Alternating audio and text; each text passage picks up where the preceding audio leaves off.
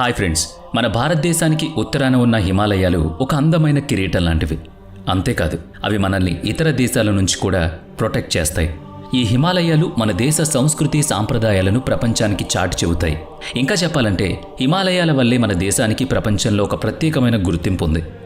ఇంకా చెప్పాలంటే ఉత్తరాన హిమాలయాలు ఉండడం వల్లే ఉత్తర దేశమంతా బాగా అభివృద్ధి చెందింది. అంతేకాకుండా ఇక్కడ హిమాలయాలు ఉండడం వల్లే ఉత్తరాన జనాభా కూడా పెరిగింది. ఇప్పుడు అర్థమైందా నేను ఈ టాపిక్ గురించి మీకు ఎందుకు చెప్పబోతున్నాను?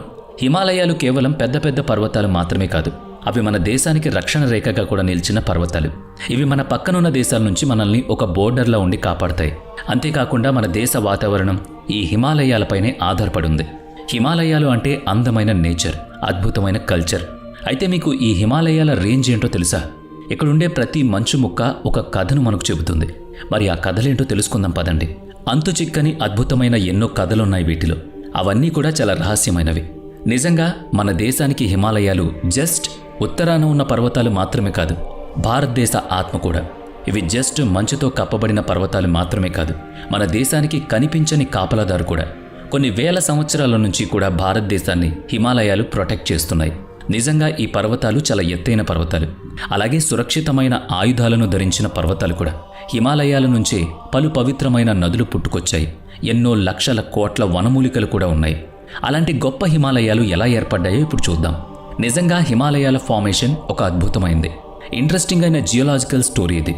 భూమిలో వచ్చే మార్పుల వల్ల కొన్నేళ్ల క్రితం ఇవి ఏర్పడ్డాయి. ఇంచుమించుగా 20 కోట్ల సంవత్సరాల క్రితం అన్నమాట. ఆ టైంలో ఈ భూమిపై ఒక పెద్ద సూపర్ కాంటినెంట్ మాత్రమే ఉండేది. ఆ తర్వాత అది నెమ్మదిగా జరుగుతూ 2 మహాఖండాలుగా విడిపోయింది. వాటినే గోండ్వానా ల్యాండ్, లారాసియా అని పిలుస్తారు. అంటే మన ఇండియా ఈ రెండిటిలో ఎక్కడ ఉండేది అనేదిగా మీ డౌట్. అక్కడికే వస్తున్నా. మన ఇండియా అప్పట్లో గోండ్వానా ల్యాండ్లో ఒక చిన్న ముక్కలా ఉండేది. అయితే ఆ తర్వాత ఈ చిన్న ముక్క జరుగుతూ ఇప్పటి ఆసియాలో ఉన్న మరో ముక్కలా ఉండే భూభాగాన్ని ఢీకొట్టింది. అలా ఢీకొట్టిన ప్రదేశాన్ని హిమాలయ పర్వతాలు పైకి చొచ్చుకొచ్చాయి. ఈ రకంగా హిమాలయాలు పుట్టుకొచ్చాయన్నమాట. ఇప్పుడు ఇంకొంచెం డీటెయిల్గా చెబుతాను. దాదాపుగా 10 కోట్ల సంవత్సరాల క్రితం మన ఇండియన్ ప్లేట్ భూమధ్య రేఖకు దక్షిణంగా ఉన్న ఒక ప్రత్యేకమైన భూభాగం. ఇది ఇప్పుడు ఆస్ట్రేలియా సమీపంలో ఉన్న దక్షిణార్ధగోళంలో ఉంది. మిలియన్ల సంవత్సరాల క్రితం ఇండియన్ ప్లేట్ సంవత్సరానికి దాదాపుగా 15 మీటర్ల వేగంతో ఉత్తరం వైపుకు కదలడం ప్రారంభించింది. ఇలా కదులుతున్నప్పుడు ఇది యురేషియన్ ప్లేట్ను ఎదుర్కొంది కూడా. ఇలా ఈ రెండూ కలిసినప్పుడు ఇండియన్ ప్లేట్ యురేషియన్ ప్లేట్ను సబ్ కనెక్ట్ చేయడం లేదా కిందకు జారడం ప్రారంభిస్తుంది. ఆ టైంలో ఇండియన్ ప్లేట్ ముడుచుకుపోయింది. అప్పుడే హిమాలయాలు బయటకొచ్చాయి. నిజంగా ఈ హిమాలయ పర్వతాల శ్రేణుల ఎత్తు ఈ భూభాగంలో మరో ఇతర పర్వతాలకు లేదు. అత్యంత ఎత్తులో ఈ పర్వతాలు పుట్టుకొచ్చాయి. అయితే ఇక్కడ మీకు ఇంకొక ఇంట్రెస్టింగ్ విషయం చెప్పాలి. అదేంటంటే ఇప్పటికీ మన ఇండియన్ ప్లేట్ సంవత్సరానికి 5 మీటర్ల వేగంతో ముందుకు వెళుతూనే ఉంది. అందువల్ల హిమాలయాలు అంతకంతకు ఎత్తుకు ఎదుగుతూనే ఉంటాయి. ఇవి న్యాచురల్గా ఏర్పడ్డ పర్వతాలు. ఈ ప్రపంచంలోనే అత్యంత ఎత్తైన అత్యంత అందమైన పర్వతాలు మన హిమాలయ పర్వతాలు. ఇక్కడ కాంచనగంగా, మౌంట్ ఎవరెస్ట్ పర్వతాలు హైలైట్ అయినవి. ఈ హిమాలయాల వల్ల కొన్ని లక్షల మందికి నీరు లభిస్తోంది. దాని పక్కన ఉన్న అడవి ద్వారా కలప లభిస్తోంది.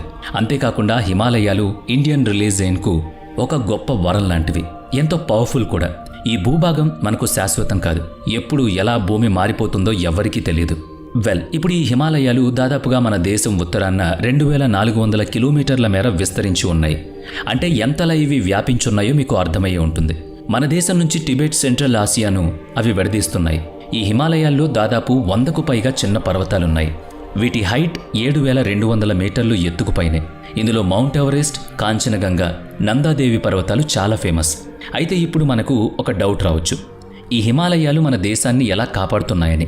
భారతదేశ రక్షణలో హిమాలయాల పాత్ర చాలా ముఖ్యం. కానీ ఆ పాత్ర ఏంటి? అవును, నిజంగా ఈ హిమాలయాలు మన దేశాన్ని కాపాడుతున్నాయి. ఇవి మన దేశానికి సహజంగా ఏర్పడ్డ రక్షణ కవచం లాంటివి. ఇదొక ట్రిపుల్ వాల్ లాంటిది. మధ్య ఆసియా నుంచి వచ్చే చలి పొడిగాలులకు అడ్డంగా నిలబడి ఇవి మన ఆరోగ్యాలను కాపాడుతున్నాయి. అలాగే మన దేశం సహజంగానే వేడి ఎక్కువగా ఉండే దేశం. అంతేకాకుండా ఎక్కువగా జనాభా ఉండే ప్రాంతం ఉత్తర భారతదేశం కూడా. మన దేశాన్ని ఎప్పుడూ విదేశాల నుంచి కాపాడుకుంటూనే మన దేశానికి చుట్టుపక్కల చాలా శత్రు దేశాలు, అలాగే కొన్ని మిత్ర దేశాలు కూడా ఉన్నాయి. వీటన్నిటి నుంచి మన దేశాన్ని హిమాలయాలు కాపాడుతున్నాయి.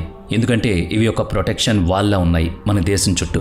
గతంలో కూడా ఎంతోమంది హిమాలయాలను దాటాలని చూశారు, కానీ ఎవ్వరి వల్ల కాలేదు. అందువల్ల ఆ హిమాలయాల్లోనే చనిపోయారు. అవి దాటి భారతదేశంలోకి చొరబడ్డం దాదాపుగా ఏంటి, అసలు సాధ్యమే కాదు. దానివల్ల మన దేశం ఎప్పుడూ శత్రు సైన్యం నుంచి రక్షణ పొందుతూనే ఉంది. అంతేకాకుండా హిమాలయాల వల్ల వాతావరణంలో మార్పులొస్తాయి. హిమాలయాలు ఋతుపవనాలకు దోహదపడతాయి. ముఖ్యంగా ఋతుపవనాలు దేశం వైపు ఈ హిమాలయాలు పంపడం వల్లే దేశంలో వర్షాకాలం వర్షాలు పడుతున్నాయి, శీతాకాలం చలేస్తుంది. అలా ఋతుపవనాలు మారుతూ ఉండడం, వాతావరణం చేంజ్ అవడం వల్ల మన భారతదేశం ఎప్పుడూ సస్యశ్యామలంగా ఉంటూ ఉంటుంది. దేశంలోని ప్రజలు కడుపు నిండా తింటున్నారంటే దానికి కూడా ఈ హిమాలయ పర్వతాలే కారణం. ఒకవేళ ఉత్తర భాగంలో హిమాలయాలు గనక లేకపోతే మన దేశంలో ఎక్కువ భాగం ఎడారిగా మారిపోయేది. దీనివల్ల దేశంలో వేడి ఎక్కువగా ఉండేది. అలాగే హిమాలయాల వల్ల భారతదేశ సంస్కృతి సాంప్రదాయాలు పెరిగాయి. ఒకవేళ ఇవి గనుక లేకపోతే ప్రపంచంలో మనకంటూ ప్రత్యేక గుర్తింపు ఉండేది కాదు. కేదార్నాథ్, బద్రీనాథ్, అమర్నాథ్ వంటి యాత్రలు చేయడానికి యాత్రికులు ప్రపంచ నలుమూల నుంచి వస్తూ ఉంటారు. అలాగే కైలాస పర్వతం మహాదేవుడి శివుడికే అంకితమైన ప్రదేశం అది. దీని గురించి ప్రత్యేకంగా చెప్పనవసరం లేదు. ప్రపంచం మొత్తం దీన్ని ఛేదించలేని రహస్యంగా ఇప్పటికీ ఒక గొప్ప పవర్ను సంతరించుకుని ఉంది. అక్కడ శివుడు స్వయంగా ఈ హిమాలయాలను కాపాడుతున్నాడని కూడా కొన్ని గ్రంథాలు చెబుతున్నాయి. అంతేకాకుండా ఈ హిమాలయాల్లో ఒక రహస్యం ఉంది, దాన్ని శివుడు చూస్తూ ఉంటాడని కూడా చెబుతారు.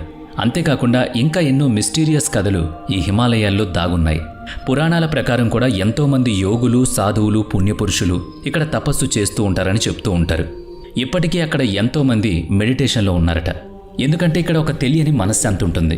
అలాగే ఇక్కడ ఒక అతిపెద్ద ఆకారంలో యతి తిరుగుతూ ఉంటుందని చెప్తూ ఉంటారు. చాలామందికి చాలాసార్లు యతి కనిపించిందని కూడా అంటారు. ఇది ఒక స్నోమ్యాన్ కథ, అంటే మన ఆంజనేయ స్వామి అని కూడా అంటూ ఉంటారు. గతంలో ఈ స్నోమ్యాన్ సనోయి పర్వతాల్లో ఉండేవారని చెబుతూ ఉంటారు. చాలాసార్లు స్థానికులు యతి పాదముద్రలు కూడా చూశారట. అయితే దీని గురించి సైంటిస్టులకు ఇప్పటి వరకు ఎటువంటి సమాచారం లేదు. ఇక హిమాలయాల్లో ఉన్న మరో సీక్రెట్ రూప్కుండ్ సరస్సు. దీన్ని స్కెల్టన్ లేక్ అని కూడా పిలుస్తారు. ఈ లేక్లో వందలాది స్కెల్టన్లు కనిపిస్తాయి. కానీ వాళ్ళు ఎవరు, అక్కడికి ఎందుకు వచ్చారు, ఆ సరస్సులో ఎందుకు చనిపోయారు, అక్కడ వాళ్ళ కళేబరాలు ఎందుకున్నాయనేది ఎవరికీ తెలియదు. శాస్త్రవేత్తలు చెప్పింది ఏంటంటే ఈ అస్థిపంజరాలు కొన్ని వందల ఏళ్ల సంవత్సరాలువని. అలాగే అప్పట్లో ఏదైనా ప్రకృతి విపత్తు వల్ల ఇలా జరిగిందా అనేది కూడా వాళ్ళకి తెలియదు. మొత్తంగా చూసుకుంటే ఈ దేశాన్ని సస్యశ్యామలంగా మన హిమాలయాలు ఉంచుతున్నాయి. గంగా, బ్రహ్మపుత్ర, సింధు నదులు ఈ దేశానికి పవిత్ర నదులు. ఈ దేశంలోని ప్రతి మనిషికి ఈ నదులతో అనుబంధం ఉంది. ముఖ్యంగా మన దేశంలో వర్షాల రాకకు ఇవే కారణం. ఈ నదులు నిత్యం ప్రవహిస్తూ ఉండడానికి హిమాలయాలు కారణం. కాబట్టి ఇంత గొప్ప హిమాలయాలు మన దేశంలో ఉండడం మనకు చాలా అంటే చాలా గర్వకారణం, అలాగే అదృష్టం కూడా. వీడియో నచ్చితే లైక్ చేయండి, షేర్ చేయండి. ఇప్పటి వరకు మన ఛానల్ని సబ్స్క్రైబ్ చేయనట్లయితే ఇప్పుడే సబ్స్క్రైబ్ చేసుకుని పక్కనే ఉన్న బెల్ ఐకాన్పై క్లిక్ చేయండి. నెక్స్ట్ వీడియోలో మళ్ళీ కలుద్దాం. Thanks for watching.